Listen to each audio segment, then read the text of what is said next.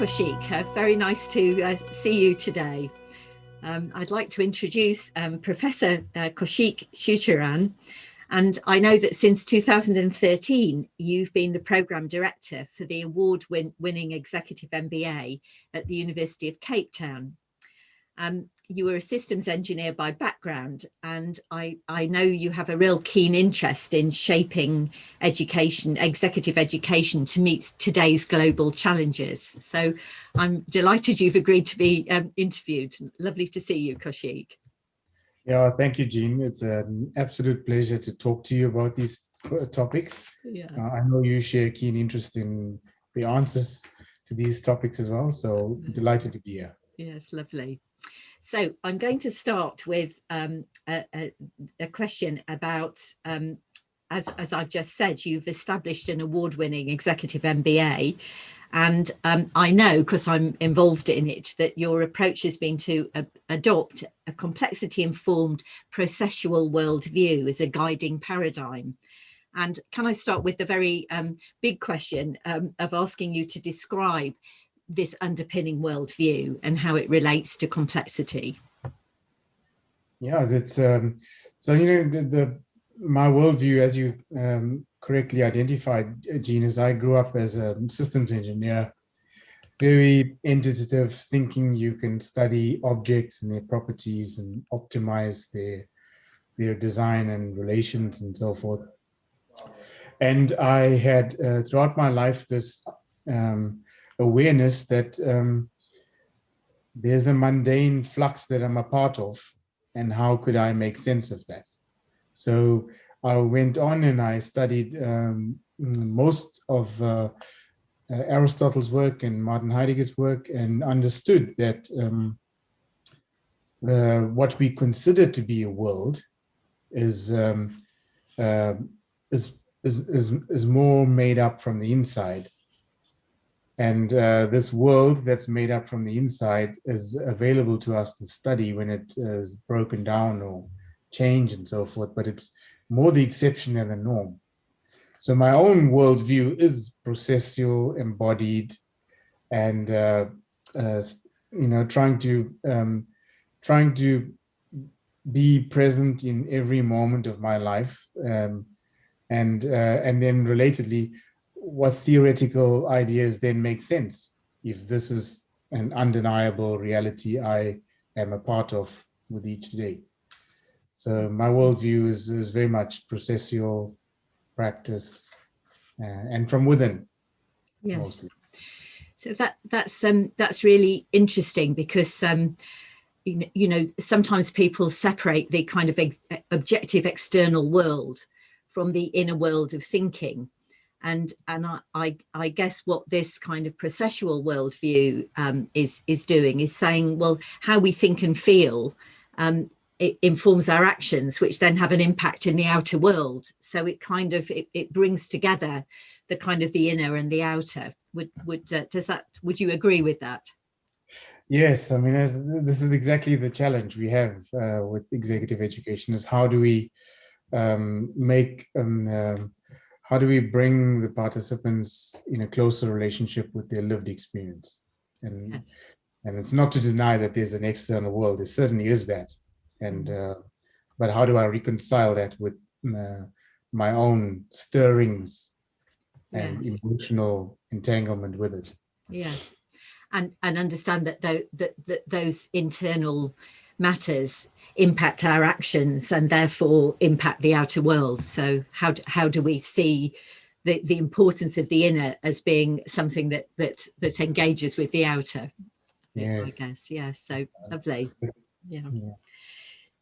So the adoption of this worldview, and I think of what I might call the complexity-informed worldview as being contextual and emergent, is evident, I think, in the methods and style of the teaching on BA, as well as its content. So it's lovely to see that students discuss the wider contextual issues of the pandemic, climate change, international trade, and they explore how to design organisations holistically and they also look at what it means to be an embodied ethical leader in this complex world. So that's very evident in the kind of content of what they're being engaged with. And I think that there's also an emphasis on co-teaching and on dialogue with students. You know, it's very nice to see how much you encourage co-teaching and dialogue, both with the faculty and with the students. But I wanted to focus in particular on your ideas of leadership as practice and phronesis, which I know you discuss a lot. Can you talk a little bit about what leadership as practice is? Yeah, sure. It's you know, for the listeners who might not know it, but leadership as practice has been a subdiscipline emerging from leadership studies, where the focus and the intent is to study leadership practice, not in heroic terms. So it's sometimes called the post-heroic movement to study leadership, but study this as an entangled practice that is relationally emerging, you know, where there isn't this clearly defined separation between leaders and followers in an embodied world, where you are relationally engaged and it's continuous and you're unable to extricate yourself from. So how do we still study leadership from this perspective? And what does this phenomenon look like is what leadership as practice is gripped with and focused on studying. So how could we make sense of leadership as a practice, as a social phenomenon that's emerging when there are changes in the social trajectories of people, in their understanding, and which is likely leading to directionality. And so we focused on, and it's very much a processual view of leadership at the same time. So yeah, so it's seeing that the leader is in relationship with the people around him or her and the situation around him or her, and that understanding that how we act is very much both impacted and should be impacted by the world around us, places the practice of knowing how to lead in a kind of context of what's needed here, how am I being impacted by the things around me, and what is emerging. So it situates. Yes, I'm realizing that for some reason I'm not on the screen when I'm talking, so I'm just going to put us on both on at the same time, so that we have me on them, so it doesn't sound like I'm just not here. So that kind of is a really processual, embodied view of leadership, which is contextual, it's emergent, and it's understanding the impact of the things around you. Have I captured that? You've captured it beautifully. I mean, you know, the one part I didn't answer to your question is where does phronesis fit into all of this?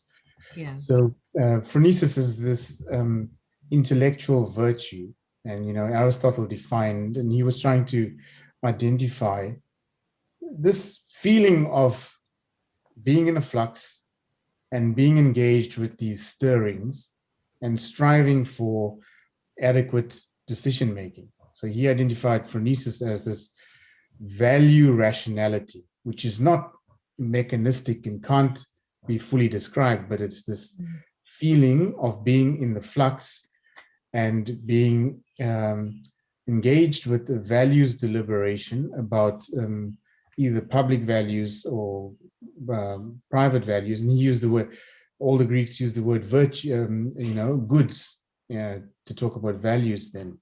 And more recently, we talk about values rather than goods.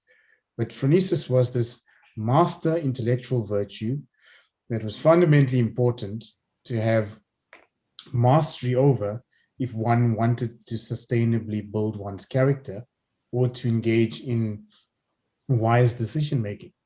So it's an habit of reasoning, of finding what he called a golden mean habitually between avoiding excess or deficiency, you know, and phronesis was this value rationality process of making more and more distinctions about particular values for the particular situations and the particular person one is trying to be in the world.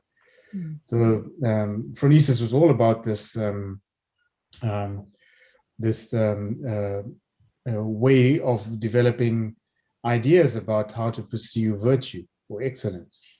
And it was the master intellectual virtue because it was the very practice that enabled one to generate new knowledge about what is excellence and how it could be pursued.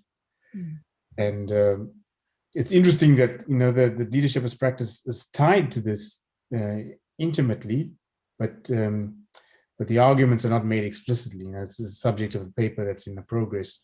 But if we accept that leadership as practice is this relational entangled situation, and where people are consciously engaging on issues of relevance and importance, then one can't help but understand that these have to deal with the character development of oneself and the other person.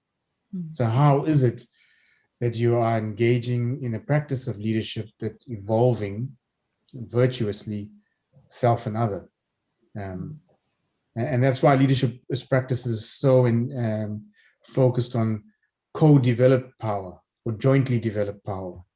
Not that it is an easy achievement in life itself, but it's an ideal. Yes, and I think it links with complexity theory per se, particularly as expressed by Paul Cilliers at the University of Stellenbosch, that in a world that is not determined, then what you value drives your choices and co-develops the future. So it's intrinsic to complexity thinking. The fact that complexity is saying the world is emerging, that we can't analyze and rationalize the world. It's not like that. Therefore, our values play a very intrinsic part in how we develop our intentions in the future. And I think it's really interesting, that Aristotle got there first, and it's also got some links with what the Taoism is about, the sort of 5th century BC ideas that were very much about this sort of balance between, how you work with others and the balance between excess and deficiency. So it rings bells from that kind of perspective too. So that's lovely.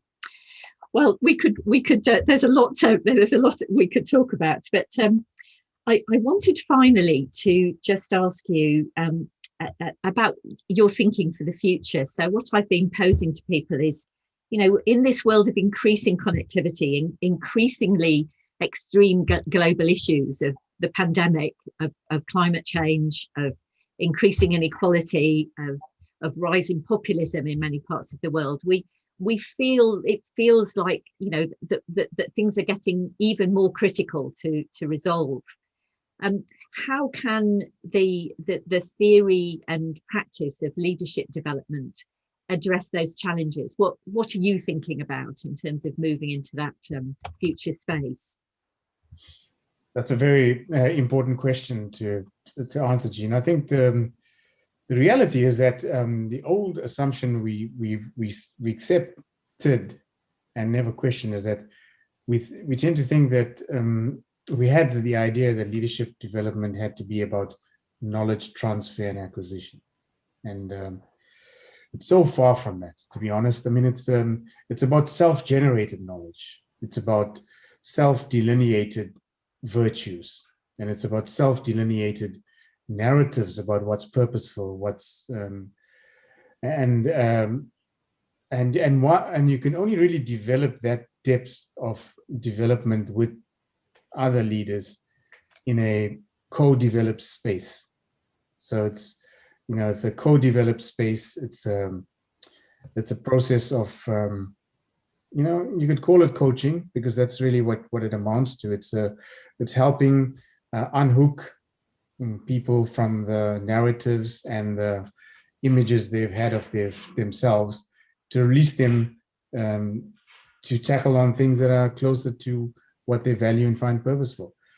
And you do need philosophy and theory and rigorous education for this process. But it can't happen by us thinking that executives can go out and either apply the knowledge we gave them to resolve situations, or on the other hand, go out and study that and develop a theory and then resolve it. This, if we truly accept that the world is complex, then we will understand that our intermittent understandings and theorizings is inherently participant in creating the very world one's trying to manage. Mm. So you are trying to study and manage a world on the move, and I think the best educational programs will facilitate this with more ease, with more character development and co-development of the people in the program.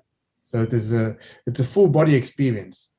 So we're more likely to see more professional doctorates in leadership, because you need this habituation process to build this character, to build the virtues and the sensitivity to what it is to pursue this. Aristotle always talked about wisdom and never being a knowledge thing. Knowledge is important, but habituation is important too. And what I also feel is really exemplified in the EMBA as it stands at the moment, which is not exactly the same as knowledge, but it's asking questions like, what are organizations for, or what's the role of business in tackling some of these really major issues in the world. It asks the bigger contextual questions, so that the informed leader thinking about values and how they relate to others and the particular situation is doing it in service of this kind of bigger picture and understanding those issues. So, it's really good. I feel that you're embracing that kind of big picture complexity worldview and integrating it right back into, what do I feel about my leadership now and my values in relation to those around me? So have I captured that sort of big cylinder? You have. It's incredibly, I think if you ask any one of the graduates attending our program what they get out of it, they get out of it a more sustainable executive practice. It's only because they're connecting with their whole bodies and purposefully to issues that they feel passionate about. Because without that, there isn't mastery, and there isn't artistry, and there isn't this executive performance. Yeah. So you're 100% right, Jean. It's about that. It's about unleashing that, really. Yes, but giving them enough perspective that they know what to unleash it onto, in a sense. So yes. Well, lovely, Kosheek. Thank you very much indeed for that really interesting discussion, which could go on forever. I much appreciate it.